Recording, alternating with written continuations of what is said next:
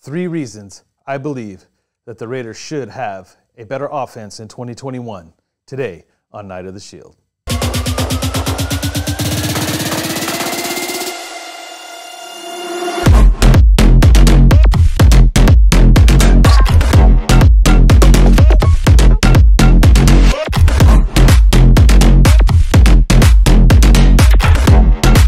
What's up, Raider Nation? Welcome back to another edition of Night of the Shield. I want to thank everybody for all the love and all the support they showed on the last video. It was really a real big shout out to Raider John. I really wanted to show him some love for bringing back the nostalgia. I wanted to give big props to Graphic Raider for just being there for the Raider Nation, really showcasing a lot of YouTube creators and putting them on the map and giving them an opportunity to get their voice heard. So Graphic Raider, if you ever watch this video, shout out to you, my brother. Keep doing what you're doing. All right, if you're new here, please think about hitting that subscribe button and that notification bell so you can be up to date every time I drop a video. Also, don't hesitate, Raider Nation. Smack that like button. Let's try to get this algorithm pumped up. It's been a while. This thing has been dormant for a very long time. I want to see if we could fire this thing back up, see how much attention we can draw to it, and see if we, they say that YouTube channels die. I don't want this one to die. Let's see if we can get this thing fired back up, and I need your help to do it. So go ahead and smash that like button. Without further ado, let's go over the 3 reasons why I believe the Raiders are going to have a better offense in 2021. Let's start with number 3, our running backs. We all know that Josh Jacobs is a beast. We know that he started to get injured. That's the only problem that he has is he tends towards the middle to late part of the season, get really banged up, and then his performance drops a little bit. But in all honesty, there's a reason why the Raiders put a focal point on this offensive line this offseason. It wasn't necessarily for the pass protection, as we, as usual, did pretty good at protecting Carr. And it does help that Carr has a quick release. But for the running game, the run blocking scheme wasn't up to par like they usually have it in the years past, especially from Tom Cable's style of offense.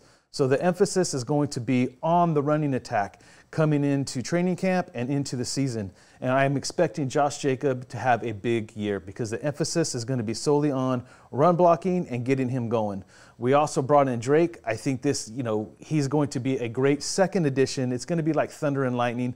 I kind of mentioned it before. It's almost like Charlie Gardner and Tyrone Whitley.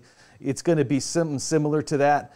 You're going to see, Charlie Gardner style out of Drake. He's going to be on the line of scrimmage a lot, running wide receiver routes, aka the Joker route. He's going to be used in a lot of different ways. Don't let your guard down on Alex Ingold. He has showcased that he is more than just a versatile player. He's a pass catcher out of the backfield. He run blocks really well. So we have all the elements in place to have a great running game. And yes, I'm even talking about Alex Leatherwood there too. I think the offensive line is being built around the running game. So look for that running game to pick up, which is going to help us with time of possession. And it's also going to help open up the deep ball to guys like Ruggs and Edwards. All right, reason number 2, our wide receivers. That's right, our wide receivers. Our wide receivers last year were young and inexperienced. We basically ran our offense off of 2 wide receivers last year, or should I say one wide receiver and 1 tight end. It was all about Nelson Aguilar and Darren Waller. Now, trust me, Ruggs and Bryan Edwards are going to have better seasons this year simply because they're going to actually have an off season. We've got to remember, COVID hit. These guys, once again, preparing for the draft, doing all their workouts, working on only things like speed and strength and agility to showcase their versatility so they could be picked up by an NFL team. Then COVID hit. They weren't able to perform the way they wanted to. They were drafted just off of numbers and specs. They weren't necessarily looked at in action. They didn't get any offseason work, no rookie minicamp, no preseason, nothing. They came into the season, and the coaching staff, I think was a smart move. They gave them the nod, said, you know what, we're going to put them out there. We're going to throw them in the fire. We're going to let them learn on the fly. And both players, both Ruggs and Edwards, got injured early, and they kind of struggled with their health throughout the season. Not only that, a lot of players struggle when they come from college to the NFL because it's a longer season. The grind of the NFL is like no other. And top it off, again, COVID. They didn't have opportunity to practice like they normally would in a regular season situation. So both Edwards and Ruggs were kind of set back. Now, I know what a lot of you guys are going to say. You guys are going to talk a lot about the fact that players like CeeDee Lamb and Quentin Jefferson, they did just fine. Look, not every player is the same. Not every player is going to have the same opportunities, or the same kind of adjustment ratio from college to NFL. So, unfortunately, again, we got Ruggs, we got Edwards. They obviously need more time. They need to get healthy. They need to prepare more. But the good thing about this year is they're coming in with the experience.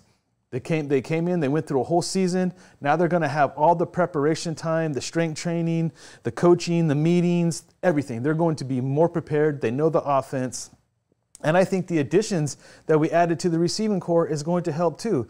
Now, I'm not saying that we could automatically replace Nelson Agholor, but nobody, not even Gruden, I think, expected Nelson Agholor to have the season that he did. And to be quite honest, I think Waller's a big part of that. There's so much attention that's drawn to Darren Waller's way that it really opened up the seams, especially in spots, for Nelson Agholor to make his name. And he did just that. He was catching balls left and right. I think he went almost half the season without dropping one ball.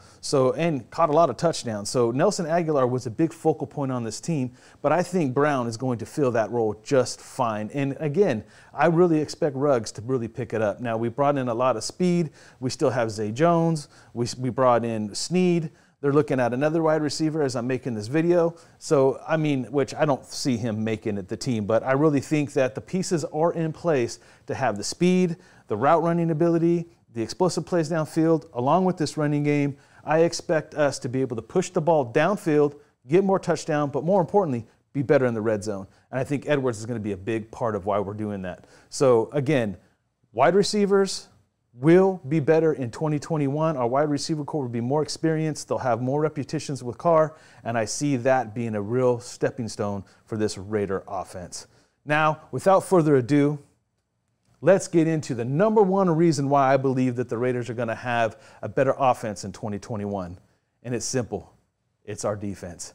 And I know you guys have heard it all offseason. I will never make excuses for any player on offense or any player on defense, but stats don't lie. Our defense was horrible. It didn't matter what we did on offense. It didn't matter that we were a top 10 scoring offense in the NFL last year because we were the worst at giving up points. We gave up more points than we scored points. And obviously that's not how you win football games. Now, we added Gus Bradley as the defensive coordinator. He brought his staff. We got some of his players. The way that the Raiders have tackled this offseason, bringing in players like Quentin Jefferson, Yannick Ngakoue.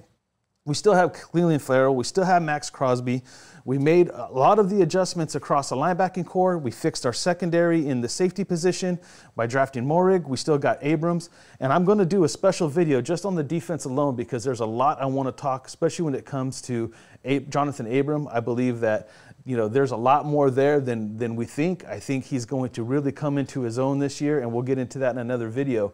But I really believe that this defense is going to play much better. Now, I can't say we'll be a top 10 defense. Heck, I can't even say we'll be a top 15 defense. But what I could promise you is we should be around the 20 range. And as long as we could be a top 20 defense, that's going to give more opportunities for Derek Carr in this offense. That's right. More stops is just going to give us more opportunity for our offense to get rhythm, to get a flow going, and to score touchdowns. And I think that was the biggest thing that we lacked is every time that we'd score, we let the team hold on to the ball too long, or they would score, and it was just this, it changes the way you play offense. So you give the ball back to the offense more often than not. With a running game like we got, time of possession and the opportunity to score points, our red zone is going to be better, our wide receivers are going to be better. It all is going to fit into place. So I'm excited for the 2021 offense. I believe that what we saw last year was just the beginning of something great. There was a lot of young pieces in place. Derek Carr had, yes, another career year, and people are still calling for his job replacement. Look, Derek Carr has an opportunity, and I'm always going to talk that way. I'm not going to talk as a matter of fact because these guys got to go out there on the field and they got to prove it. So Derek Carr, again, has another opportunity to come out and have a career year. He has the wide receivers. He has the running game. As long as Tom Cable does what he does and really coaches up this new offensive line and gets it run blocking, our running game is going to be there with that quick release and all the speed that we have on the outside, inside, plus a weapon like Darren Waller. Sky's the limit. We're going to be hard to cover. We're going to be hard to handle, and all we need to do is play defense, and you're going to see a major difference on how our offense is ranked in 2021. All right, Raider Nation, that's going to be it for this video. I'd like to thank you guys once again for all your love, all your support. Don't forget, hit that like button, hit that subscribe button, and that notification bell so you could be up to date on next time I drop a video. In the next video, it's all going to be about the defense, baby, and Jonathan Abram. So stay tuned. And as always, stay Raider strong. Peace.